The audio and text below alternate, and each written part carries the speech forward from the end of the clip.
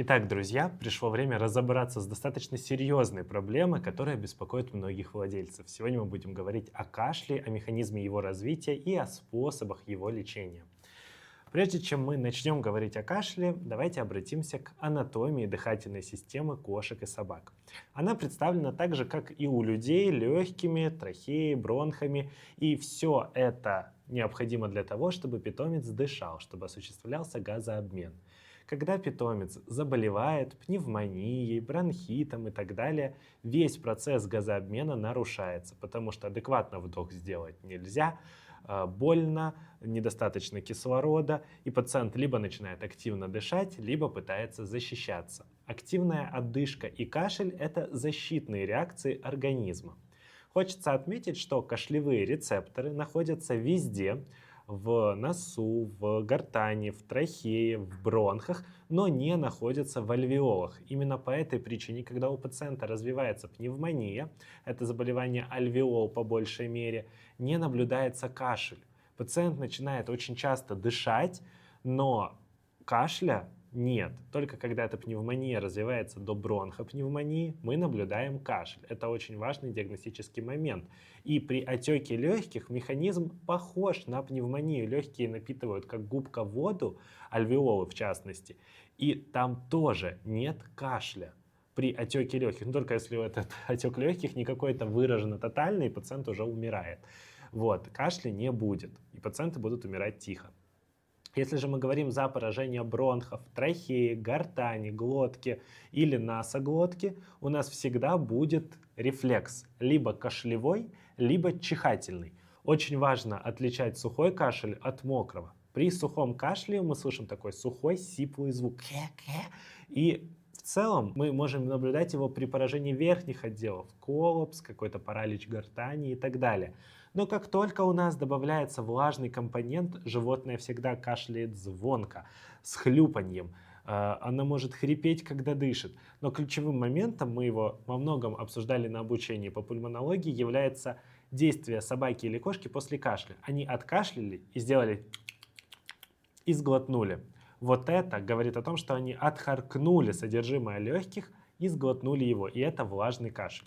Это очень важно, потому что терапия на сухой кашель и на влажный будет отличаться. Например, для влажного кашля мы по большей мере используем влажные ингаляции, пульмикорд и так далее. Если же мы говорим за сухой кашель, там мы используем сухие ингаляции, но об этом немножко попозже. Как в носовой полости, так и в легочной системе причиной кашля являются больные зубы.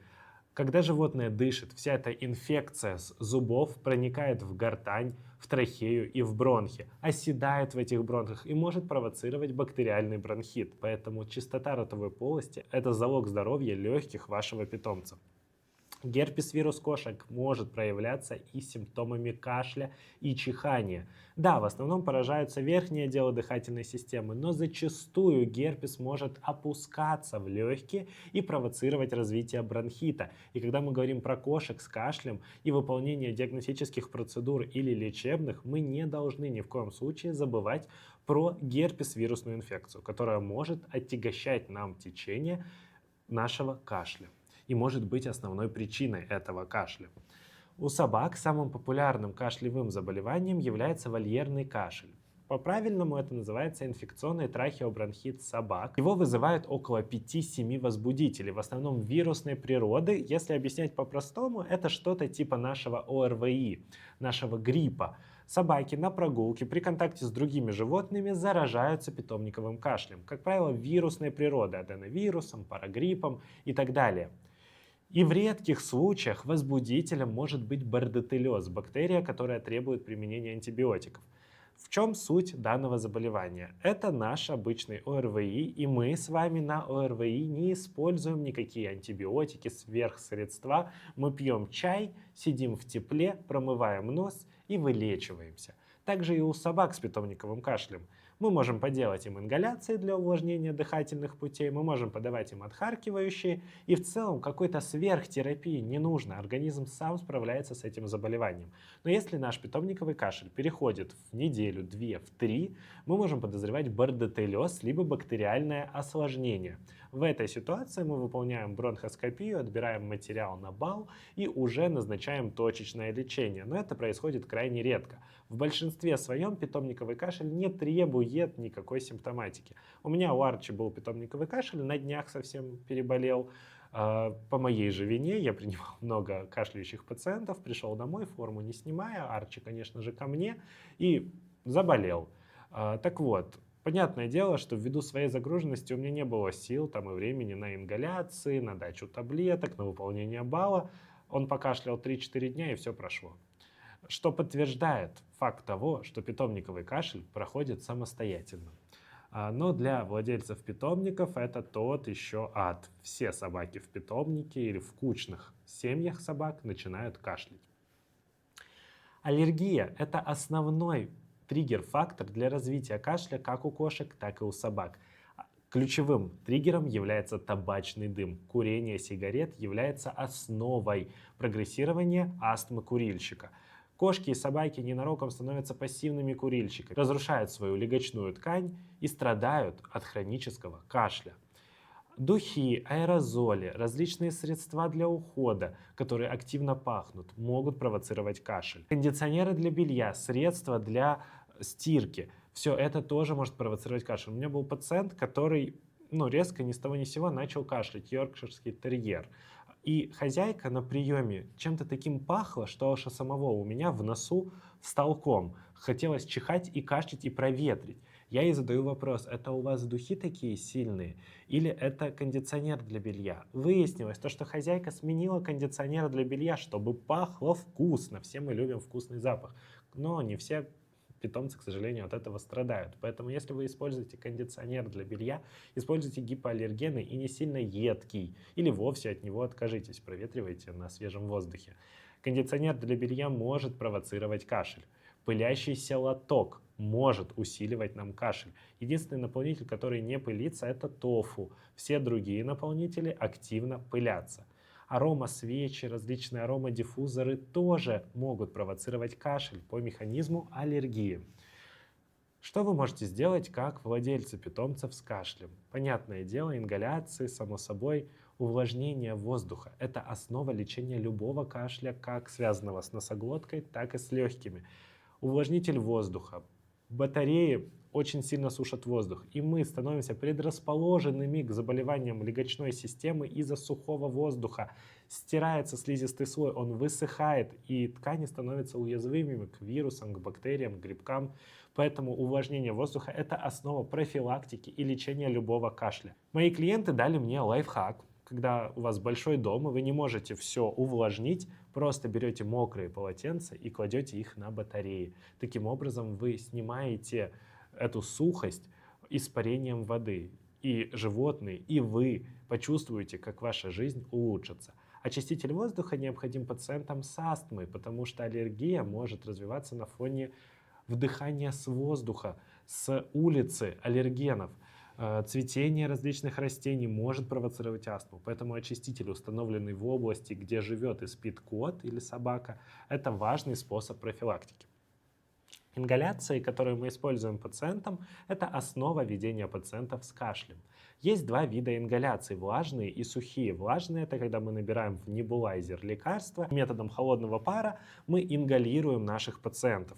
Часто мы можем ингалировать пациентов в специальных боксах. Кошек я советую садить в переноски, накрывать их полотенцем и создавать эффект хамама. Только такая ингаляция позволяет питомцу нормально продышаться. И чтобы ингаляция была эффективной, она должна быть 15-20 минут. Сухие ингаляции используются пациентам с сухим кашлем. По этой причине мы используем спейсер. Спейсер нужен для того, чтобы напшикать в него из ингалятора и дать собаке или кошке подышать, как вы можете видеть на картинке. Благодаря этому пациент получает нужную дозу лекарства методом сухих ингаляций.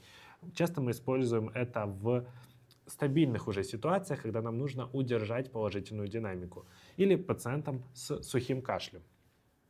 Коллапс трахеи– это частая патология, которой страдают маленькие породы собак хондродистрофоидного типа. Это собаки, у которых постоянно болят суставы, вылетают коленные чашечки, развивается эндокардиоз митрального клапана, болезнь дисков.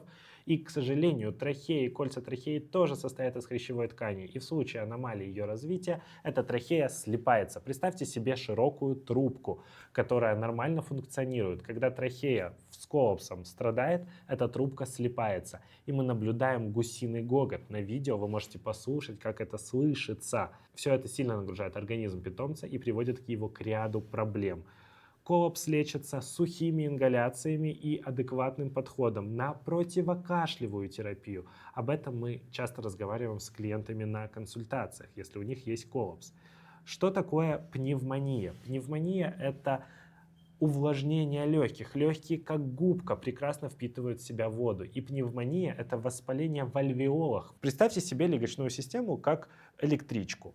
Люди сели в носу, дошли по трахее бронхам к альвеолам, и альвеолы– это конечная станция, где они вышли и пошли по своим делам. В альвеолах происходит газообмен. И когда у нас развивается пневмония, эти альвеолы затапливаются. Представьте, что эту станцию метро затопило, и кислород не может проникнуть в организм пациента. Из-за этого пациент начинает активно дышать, надыхивать, стараться как-то выжить, чтобы не умереть. И отдышка, частое дыхание– это ключевой симптом пневмонии, воспаления легочной ткани. Это самое страшное и тяжелое состояние. В ковид все погибали от пневмонии, потому что она не давала никаких симптомов, кроме отдышки. И многие на это не обращали внимания. Но это крайне важно, особенно у пациентов с тяжелой дыхательной симптоматикой. Если у вашего питомца длительно текущий кашель, коллапс или астма, и вы не знаете, что с ним делать, решение есть. Модуляция среды, работа с первопричиной. Всем этим я занимаюсь. Если вам нужна пульмонологическая консультация, я предоставляю ее на платформе своего сайта. В целом лекция по кашлю подошла к концу. Спасибо за внимание. Всем пока.